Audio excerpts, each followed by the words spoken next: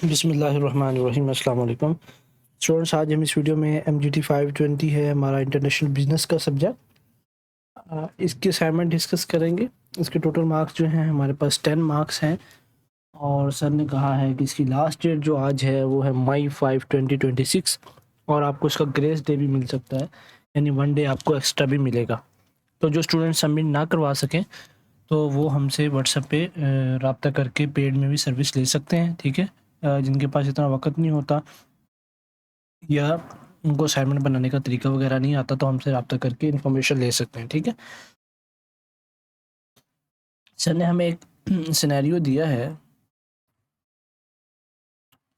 कि globalisation has revolutionised the way company do business in the modern world.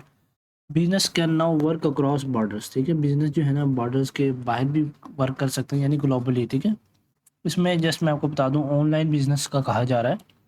तो पहले local business होता था, अब ऑनलाइन बिजनेस हो रहा है। जैसे ग्लोबल फर्म्स हैं, अमेजोन है, अलीबाबा है, तो ये बहुत सी कंट्रीज़ में बिजनेस कर रहा है। बाकी बल्कि अभी पाकिस्तान भी दूसरे मुल्कों में भी अपने प्रोडक्ट्स भेज रहा है।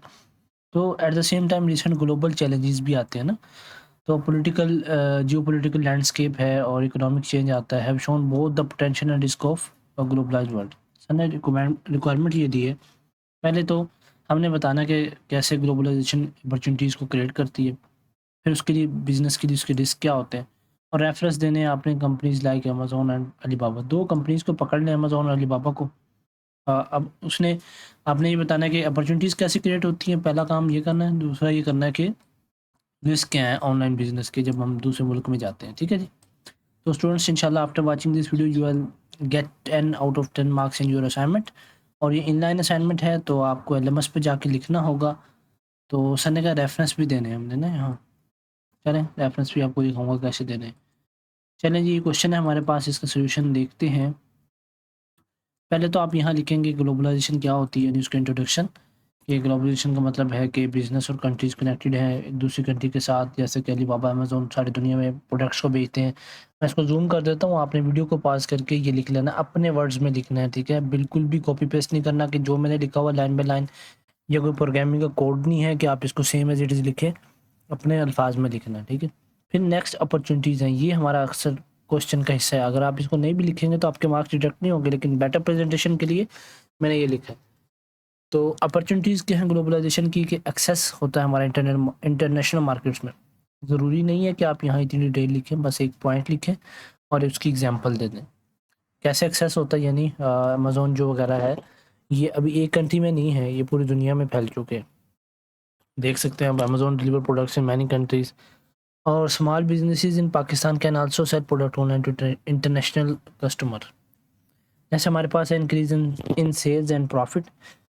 तो जब कंपनी रीच करती है मोर कस्टमर को तो उसकी सेल्स भी बढ़ती हैं, उसका प्रॉफिट भी बढ़ता है, ये इसके पोटेंशियल क्रिएट होता है। सेकंड थर्ड हमारे पास है कि ई कॉमर्स की जो इंडस्ट्री है उसमें ग्रोथ होती है, ठीक है। इसमें क्या होता है कि सारी दुनिया से आपके कस्टमर्स आते हैं और घर बैठे एक टच पे सारा प्रोडक्ट्स वो ख़रीद लेते हैं।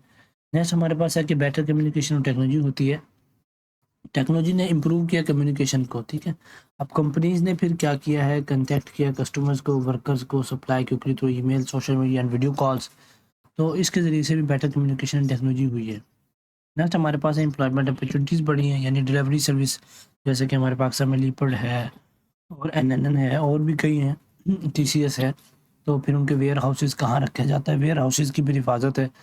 फिर ऑनलाइन स्टोर्स हैं जहाँ की एम्प्लॉयमेंट अपॉर्चुनिटीज़ दूसरे मुल्कों में भी और पाकिस्तान के मुल्कों में भी क्रिएट हुई है। तो रिस्क एंड चैलेंजेस हैं, इनको भी आप देख लेना कि कंपटीशन हाई हो गया है आफ्टर ऑनलाइन बिजनेस। पहले तो एक ही जगह पे बिकता था। पॉलिटिकल प्रॉब्लम्स भी अफेक्ट करती हैं, जैसे कि अभी जंग का सिलसिला चल रहा है। और लास्ट टाइम अभी यूक्रेन और अमेरिका की जब वार हुई थी तो अमेरिका ने जितने भी यूट्यूब के चैनल थे यूक्रेन के और सारी तजारत एवरीथिंग दे सब कुछ ख़त्म कर दिया था उन्होंने। उनकी मोनेटाइजेशन डीमोनेटाइज कर दिए थे। इकोनॉमिक रिस्क होता है और फिर साइबर सिक्योरिटी रिस्क है। इनको आप अपने पॉइंट्स बना कर लिखिएगा, मैंने आपको आइडिया दिया है यहाँ के, इस तरह से आप आंसर लिख सकते हैं। अगर तो आपको ये असाइनमेंट पेड में बनवानी है तो फिर तो मुझसे आप व्हाट्सअप नंबर पर रब्ता कर सकते हैं, ठीक है जी। ये स्टूडेंट थी आज की हमारी असाइनमेंट।